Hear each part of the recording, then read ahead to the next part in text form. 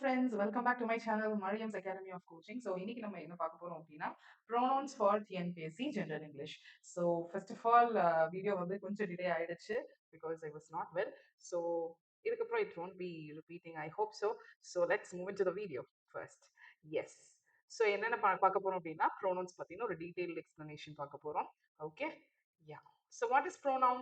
Pronoun அப்படின்னா என்னன்னா பிரதிபெயர்கள் அப்படின்னு நம்ம சொல்றோம். பிரதிபெயர்கள் அப்படின்னா என்னன்னா ஒரு விஷயம் லைக் நவுன் நம்ம படிச்சோம் இல்லையா லாஸ்ட் கிளாஸ்ல. ஸோ அந்த நவுனுக்கு நம்ம ஒரு சப்ஸ்டியூட் வேர்ட் கொடுக்குறோம்னு வச்சுக்கோங்க. ஒரு சப்ஸ்டியூட்டா நம்ம வந்து ஒரு வேர்ட் லைக் இப்போ ஃபார் எக்ஸாம்பிள் மரியம் அப்படின்னு ஒரு பேர்னா அந்த பெண்ணுக்கு சப்ஸ்டியூட்டா நீங்க என்ன வார்த்தை கொடுக்கலாம்? ஷீ அப்படின்னு கொடுக்கலாம். ஸோ அதுல எந்தெந்த இடத்துல எந்த மாதிரியானது வரணும் அப்படின்றத பத்தி தான் நம்ம டீட்டெயிலா பார்க்க போறோம். ஸோ ஏன் ப்ரோனவுன் யூஸ் பண்றோம்? So pronoun is nothing but it is a word that replaces a noun in a sentence. Okay. So purpose எதுக்காக வந்து pronouns நம்ம யூஸ் பண்றோம் அப்படின்னா to avoid repetition and make sentence shorter. So repetition avoid பண்ணிட்டு sentence short பண்றதுக்காக நம்ம வந்துட்டு pronouns use பண்றோம். Because Ram likes Ram's brother. So ராமுக்கு அவனுடைய தம்பியை பிடிக்கும் அப்படின்னா ராம் லைக்ஸ் ராம்ஸ் பிரதர்னு சொல்லி திரும்ப திரும்ப இந்த வார்த்தையை சொல்லாம Ram likes his brother. So அவனுக்கு அவனுடைய தம்பிய பிடிக்கும் அப்படின்னு நம்ம சொல்றப்போ his brother. So அந்த ராமுக்கு பதிலா ஒரு சப்ஸ்டிடியூட் நம்ம கொடுக்குறோம். ராம்ன்றது பாய், so his நம்ம யூஸ் பண்றோம். ஓகே. So next போயிடுமா? ரைட்.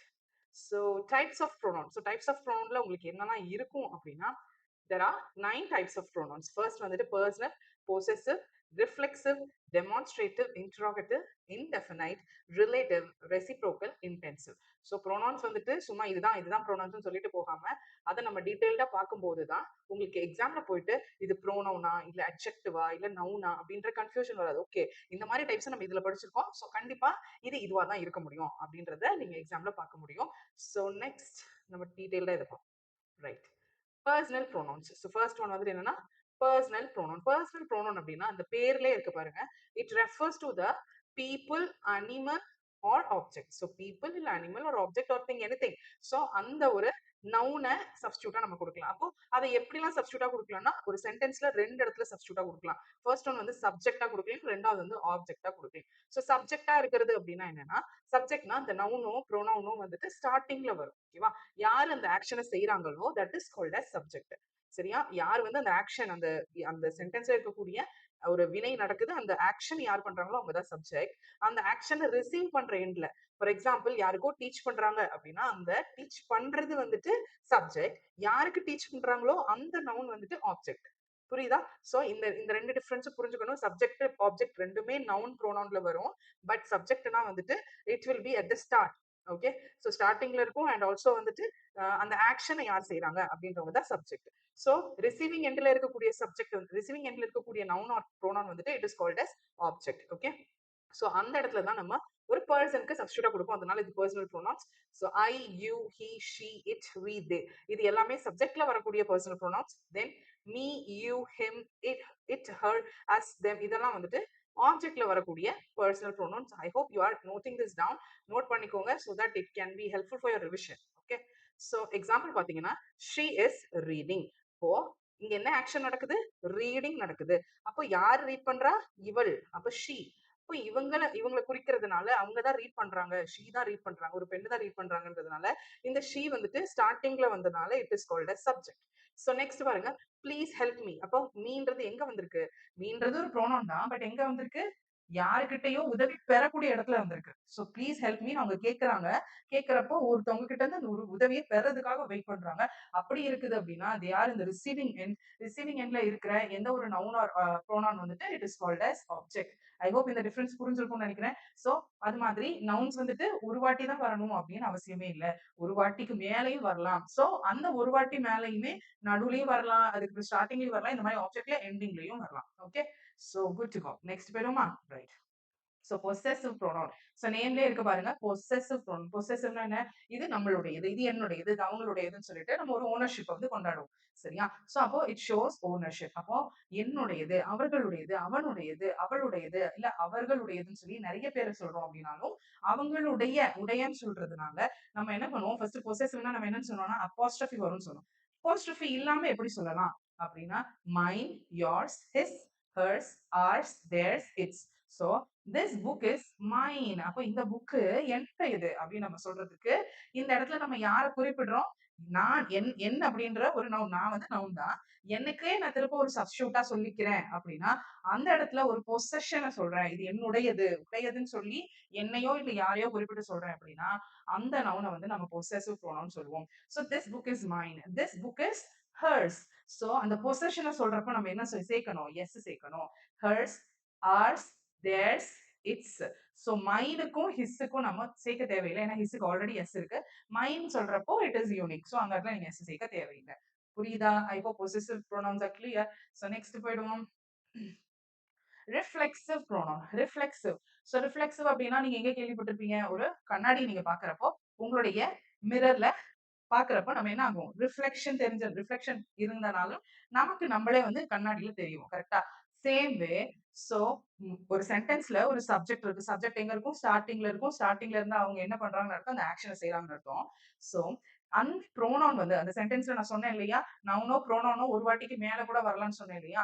சோ அந்த சென்டென்ஸ்ல இருக்கக்கூடிய ஒரு pronoun which will be referring back to the subject. சப்ஜெக்ட்டுக்கு பதிலா ஒரு சப்ஸ்டியூட்டா அது அந்த சென்டென்ஸ்ல திரும்ப வந்துச்சு அப்படின்னா ரிஃப்ளெக்ட் ஆச்சு அப்படின்னா it is called as reflexive pronoun. So யாரை ரிஃப்ளெக்ட் பண்ணுது? சப்ஜெக்ட் ரிஃப்ளெக்ட் பண்ணுது. அவசியமா சப்ஜெக்ட தான் ரிஃப்ளெக்ட் பண்ணும். அப்படி ரிஃப்ளெக்ட் பண்ணுச்சுன்னா it is called as reflexive pronoun. So myself, yourself, himself, herself, itself, ourself, yourself, themselves. இங்க ஏன் எஸ் போட்டிருக்கோம் அப்படின்னா எங்களுடைய நாங்களாகவே, ourselves, yourselves, themselves. அப்போ அவர்களாகவே இந்த மாதிரி அவங்களவே குறிச்சுக்கிறாங்க அப்படின்னா நம்ம R cells, yourselves. So அது ப்ளூரல்ல இருக்கனால எஸ் சேர்க்கிறோம். தென் எக்ஸாம்பிள் பாருங்க. He did the homework himself. அவன் அவனாகவே ஹோம்ஒர்க் செய்தான் அப்படின்னு நம்ம சொல்றோம். அப்ப அவனாகவேனா யாரை குறிக்குது? இந்த சப்ஜெக்ட் யாரு? ஹீன்றது யாரு? இந்த ஆக்ஷன் ஹோம்ஒர்க்க செஞ்சவங்க. அப்போ அந்த ப்ரோனான் வந்து அந்த particular ப்ரோனான் which is referring back to the subject இருந்துச்சுன்னா this pronoun is called as reflexive pronoun. Okay, இந்த இடத்துல புரியுதுன்னு நினைக்கிறேன். புரியலன்னா வீடியோ திரும்ப ரீவைண்ட் பண்ணி பாருங்க. It will be very helpful. So இதை நீங்க படிச்சுட்டு அடுத்தது ஒரு டைப் போறப்போ அது இன்னும் கன்ஃபியூஸ் ஆகுற மாதிரி இருக்கும். ஸோ நல்லா தெளிவாக கவனிச்சுக்கோங்க. when the pronoun is referring back to the subject, it is called as reflexive pronoun. Okay, so next பாருங்க. Demonstrative pronoun. டெமான்ஸ்ட்ரேட்டிவ் அப்படின்னா என்னன்னா ஒரு விஷயத்த வந்து குறிப்பிட்டு காட்டுறது. ஓகேவா? So it points to specific thing. Point பண்றோம். ஸோ இதுதான் அதுதான் அப்படின்னு சொல்லி நம்ம ஸ்பெசிபிக்கா ஒரு விஷயத்த கை காட்டி நம்ம சொல்றோம் அப்படின்னா it is called as demonstrative. So அப்ப டெமான்ஸ்ட்ரேட்டிவ்னா என்ன? கை காமிச்சு இது அது நம்ம கை காமிச்சு சொல்றது. ரைட்டா? So this, that, these, those. So இதெல்லாமே வந்து demonstrative. For example this book, that book, those books. So this, that வந்து singular, these and those வந்து plural. So those are my shoes. அப்போ அந்த ஷூஸ கை காமிச்சு நம்ம பின் பாயிண்ட் பண்ணி those are my shoes அப்படின்னு நம்ம சொல்ற இடத்துல இருக்குதுன்னா அந்த தோஸ்ன்றது எங்க வந்திருக்கு? சப்ஜெக்ட் இடத்துல வந்திருக்கு. So it can be subject. Pronouns can also be subject நம்ம ஆல்ரெடி சொல்லியிருக்கோம். அப்போ அந்த இடத்துல நம்ம கையை காமிச்சு சொல்றோம். So it is called as demonstrative pronoun. Pronoun தான், ஆனா என்ன வகையான pronoun? Demonstrative pronoun. I hope this is clear. Next போயிடுமா? ரைட். Interrogative pronoun. இன்டரோகேட்டிவ் அப்படின்னா ஒண்ணு இல்ல, கொஸ்டின் மார்க். சோ உங்களுக்கு ஒரு கொஸ்டின் மார்க் வந்து கொடுக்குது, லைக் கேள்வி கேக்குது. It is used to ask questions. கேள்வி கேட்கறதுக்கு பயன்படுத்தக்கூடிய வேர்ட்ஸ் தான் நம்ம வந்துட்டு கொஸ்டின் வேர்ட்ஸ் சொல்றோம். அது ஒரு சப்ஜெக்ட் இல்லைன்னா ஆப்ஜெக்ட் இருக்கக்கூடிய இடத்துல இருந்துச்சுன்னா மேக்சிமம் வந்து சப்ஜெக்ட்ல தான் இருக்கும். அப்படி இருந்துச்சு அப்படின்னா it is called as interrogative pronoun. For example who, whom, whose, what, which. So இந்த மாதிரி கீவேர்ட்ஸ்லாம் வந்துட்டு எந்த இடத்துல இருக்குதுன்னு ஃபர்ஸ்ட் பாருங்க. So which is your bag. So இந்த இடத்துல பாருங்க, which is your bag. அங்க நிறைய பேக் இருக்கு. அந்த பேக்ல ஏதோ ஒண்ணு வந்துச்சு which is your bag. அப்போ அது ஒரு சப்ஜெக்ட். ஓகேவா? அந்த சப்ஜெக்ட்டுக்கு சப்ஸ்டியூட்டா நம்ம வந்துட்டு என்ன வார்த்தை கொடுக்குறோம்? கேள்வி கேட்கக்கூடிய ஒரு வார்த்தையை கொடுக்குறோம். அதனால this is called as interrogative pronoun. So who is your teacher? Who is your best friend? So whose bike is this? Whose bike is this? Who is your best friend? Who is your father? Who is your mother? So what is your ambition? Which is your book? இந்த மாதிரி கேட்கறது எல்லாமே வந்து அந்த சப்ஜெக்ட பயன்படுத்துறதுக்கு பதிலா அதை கை காமிச்சோ something நம்ம வந்துட்டு அதை பத்தின கேள்வியை வந்து எழுப்புது அப்படின்னா அந்த நவுனுக்கு ப்ரோனவுனுக்கு பேரு இன்டரோகேட்டிவ் ப்ரோனவுன். கிளியர்? நெக்ஸ்ட் போயிடுமா? Right. Indefinite pronoun. Indefinite. First டெஃபினைட்னா என்ன? டெஃபினைட் அப்படின்னா நம்ம என்ன படிச்சிருப்போம்? டெஃபினிஷன் அப்படின்னு ஒரு வார்த்தை படிச்சிருப்போம்ல. டெஃபினிஷன்னா என்ன? சோ ஏதோ ஒரு கான்செப்ட இதுதான் அப்படின்னு நம்ம தெளிவா ஒரு ஷார்ட் ஃபார்மோ ஒரு லாங் ஃபார்மோ கொடுத்து ஒரு விவரித்து சொல்றது தான் டெஃபினிஷன். அப்போ உங்களுக்கு தெரிஞ்சிடும் இதுதான் இந்த கான்செப்டுக்கான டெஃபினிஷன். அப்ப டெஃபினைட் அப்படின்னா இதுதான் அப்படின்னு எக்ஸாக்டா தெரிஞ்சிடும். அப்ப இன்டெஃபினைட்னா என்ன? இட் ரெஃபர்ஸ் டு நான் ஸ்பெசிபிக். அப்போ இதுதான் அப்படின்னு நமக்கு தெளிவா தெரியாத விஷயங்களை தான் நம்ம என்னன்னு சொல்லுவோம்னா இன்டெஃபினைட் அப்படின்னு சொல்லுவோம். அப்படிப்பட்ட பீப்புளோ திங்ஸோ பொருளோ எனிதிங் எது வேணா இருக்கலாம். அப்படி எதுவுமே தெரியாம ஒரு வார்த்தையை நம்ம சொல்ல முடியும் அப்படின்னா அந்த வகையான ப்ரோனவுன்ஸை வந்து indefinite pronoun அப்படின்னு சொல்றோம். It refers to non-specific people or thing. கிளியா? சோ இதுல வந்துட்டு பாருங்க என்ன வார்த்தையெல்லாம் வரலாம்னா someone, anyone, nothing, everybody, few, many, அதுக்கப்புறம் எக்ஸ்ட்ரா நான் எழுதுறேன் one அப்படின்ற வார்த்தையும் வரும். நிறைய இடத்துல வந்துட்டு அதுக்கப்புறம் everyone, அதுக்கப்புறம் someone, something. So next anything. So இந்த மாதிரி வார்த்தையெல்லாம் நம்ம வந்துட்டு எங்க யூஸ் பண்ணுவோமோ அந்த இடத்துல வந்து அது ஸ்பெசிபிக்கா இதுதான் அப்படின்னு தெரியாம ஜென்ரலா நம்ம வந்துட்டு ஏதோ ஒண்ணு அப்படின்ற மாதிரி சொல்றோம் இல்லையா? அந்த மாதிரி இடத்துல வந்து இன்டெஃபினைட் ப்ரோனவுன் யூஸ் பண்ணுவோம். சரி, இதெல்லாமே நீங்க கேள்விப்பட்டிருப்பீங்க. Someone, anyone, nothing, இதெல்லாமே கேள்விப்பட்டிருப்பீங்க. இந்த ஒன்ன்றது எப்படி யூஸ் பண்ணலாம் கொஞ்சம் யோசிச்சு பாருங்க. சோ ஒன்ன்றது இப்ப for example someone knocked at the door. இப்போ யாரோ ஒருத்தவங்க டோரை நாக் பண்றாங்க. சோ இது எங்க இருக்கு? சப்ஜெக்ட் இருக்க இடத்துல இருக்கு. ஆக்ஷனை நிகழ்த்துது. So it is in the subject place. அப்போ இது யாரையோ ஒருத்தரை குறிக்குது. பட் யாருன்னு நம்ம ஸ்பெசிபிக்கா நம்ம சொல்லல. ஓகேவா? இவங்க தான் அப்படின்னு நம்ம வந்து ஸ்பெசிபிக்கா சொல்லல. But we are telling that someone யாரோ ஒருத்தவங்க அங்க இருக்காங்கன்னு சொல்லி ஏதோ ஒரு நபரையோ பொருளையோ நம்ம கை காட்டுறோம். ஓகேவா? அப்படி நமக்கு தெரியாத நான் ஸ்பெசிபிக் திங்ஸ் கொடுக்கறது வந்து இன்டெஃபினைட் ப்ரோனவுன். சோ இந்த ஒன் எங்க யூஸ் பண்ணுவோம்?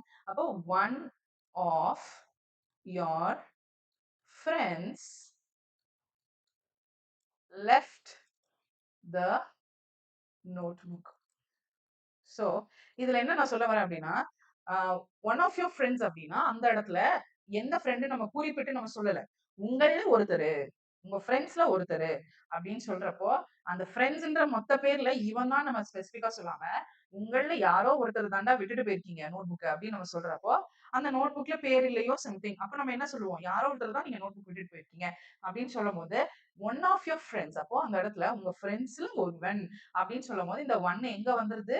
நமக்கு இன்டெஃபினைட்ல வந்துருது. அப்ப இன்டெஃபினைட்ல வந்துச்சுன்னா இது இன்டெஃபினைட் ப்ரோனவுன் லிஸ்ட்ல வந்துரும். சரியா? ஐ hope this is clear. Next போயிடுமா? Okay.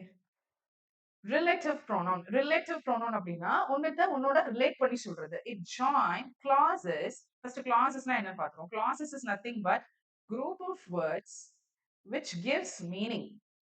Group of words which gives meaning கொடுத்து ஒரு குரூப் ஆஃப் வேர்ட்ஸ் இருக்கு, அது கம்ப்ளீட்டா மீனிங் கொடுத்துருக்கு அப்படின்னா அந்த வேர்ட்ஸ் குரூப் ஆஃப் வேர்ட்ஸ் நம்ம கிளாஸஸ்னு சொல்லுவோம்.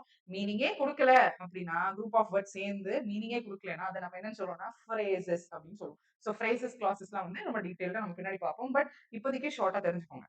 So join classes and relate to the noun before them.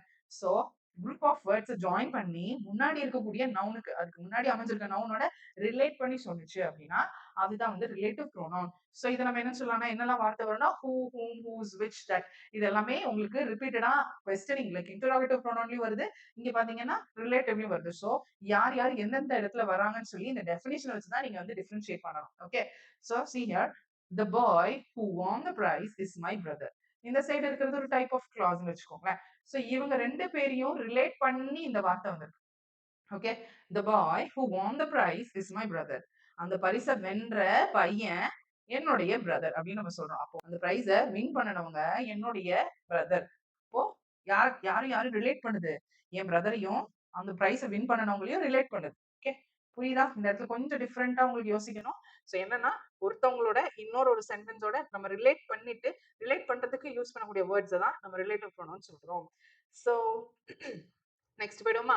So இதெல்லாம் வந்து கீவேர்ட்ஸ். என்னென்ன எக்ஸாம்பிள்ஸ் எழுதிருக்கணும் அதெல்லாம் நோட் பண்ணிக்கோங்க. அது ரிலேட் பண்ணி சொல்லுச்சு அப்படின்னா அது ரிலேட்டிவ் ப்ரோனவுன்.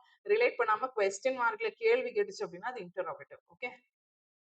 சோ நெக்ஸ்ட் பாருங்க ரெசிப்ரோக்கல் ப்ரோனவுன். ரெசிப்ரோக்கல் ப்ரோனவுன் அப்படின்னா நம்ம மேக்ஸ்ல இந்த டேர்ம் கேள்விப்பட்டிருப்பீங்க. ஓகேவா? ரெசிப்ரோக்கல் அப்படின்னா ஃபார் எக்ஸாம்பிள் இந்த இடத்துல a by b ன்னு ஒரு ஈக்குவேஷனுக்கு லெஃப்ட் ஹேண்ட் சைடு இருந்துச்சுன்னா சோ அந்த ஈக்குவேஷனுக்கு இந்த சைடு இது போகிறப்போ பி பை ஏ அப்படின்னு வந்துடும். So this is called as reciprocal. ரெசிப்ரோக்கல்னா அப்படியே தலைகீழா ஒருவருக்கு ஒருவர் மாறிக்கிறது. ஓகேவா?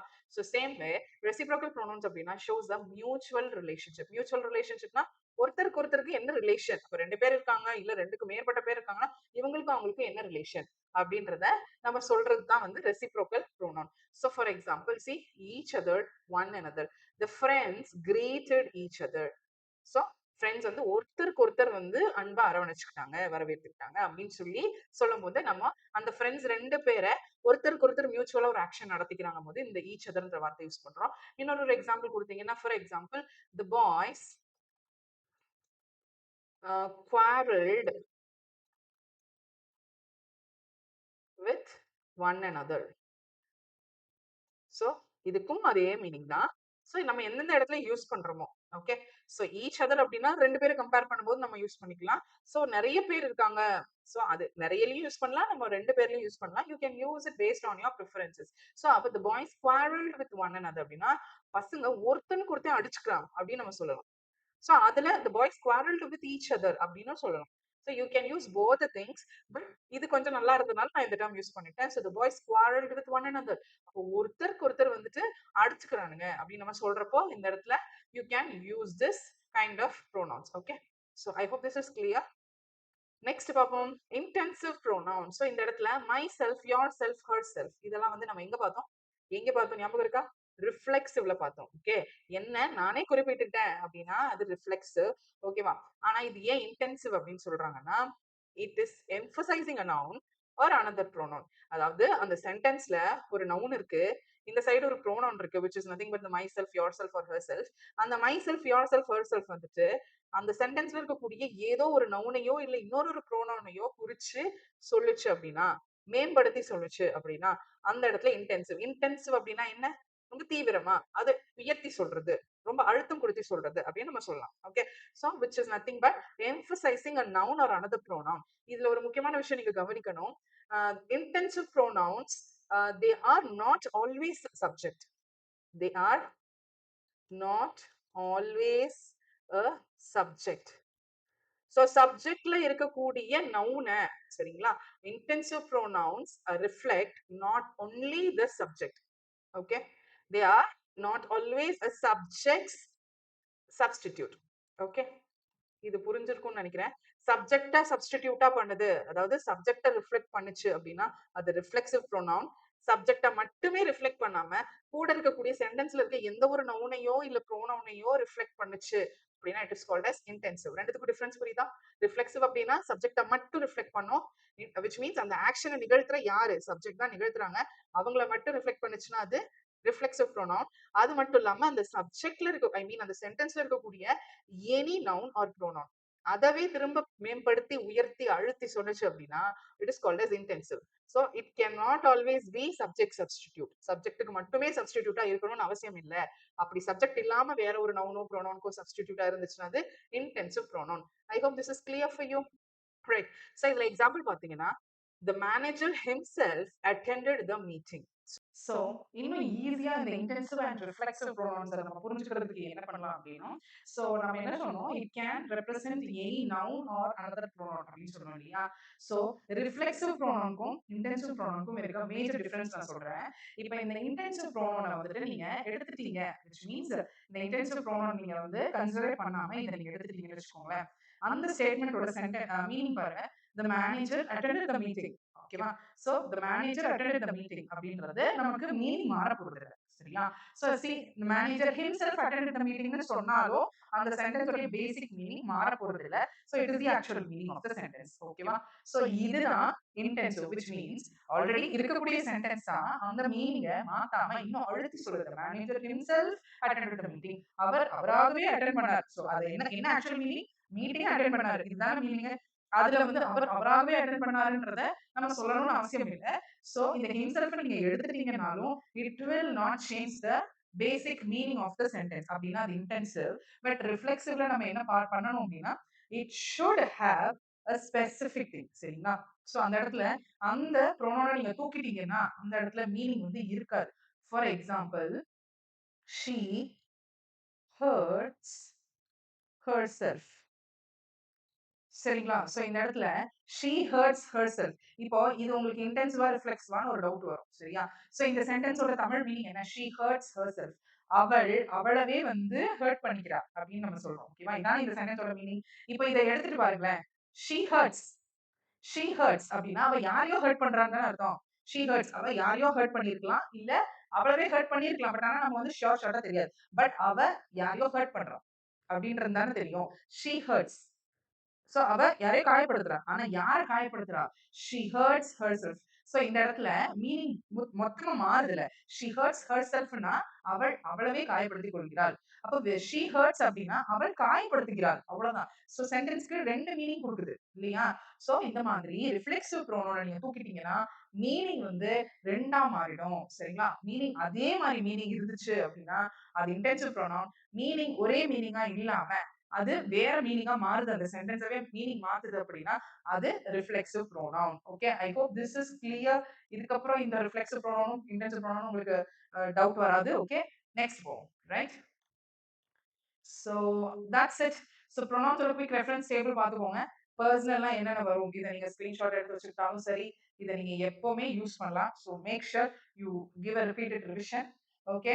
சோ நெக்ஸ்ட் என்ன சொல்லணும்னு நினைச்சேன் அப்படின்னா, இந்த ப்ரோனவுன்ஸ பேஸ் பண்ணி உங்களுக்கு வந்து அதிகப்படியாக ப்ரீவியஸ் இயர் கொஸ்டின்ஸ் வரல. சோ அதனால நீங்க வந்து ப்ரோனவுன்ஸ்னா என்னன்னு தெரிஞ்சுக்கோங்க. You can able to understand the meaning of the sentence based on this type of pronouns. ஓகேவா? So that's it. சோ அதனால தான் இதுல கொஸ்டின்ஸ் வந்து ஆட் பண்ணல. ஸோ நெக்ஸ்ட் வீடியோஸ்ல கொஸ்டின்ஸ் கண்டிப்பா வரும்.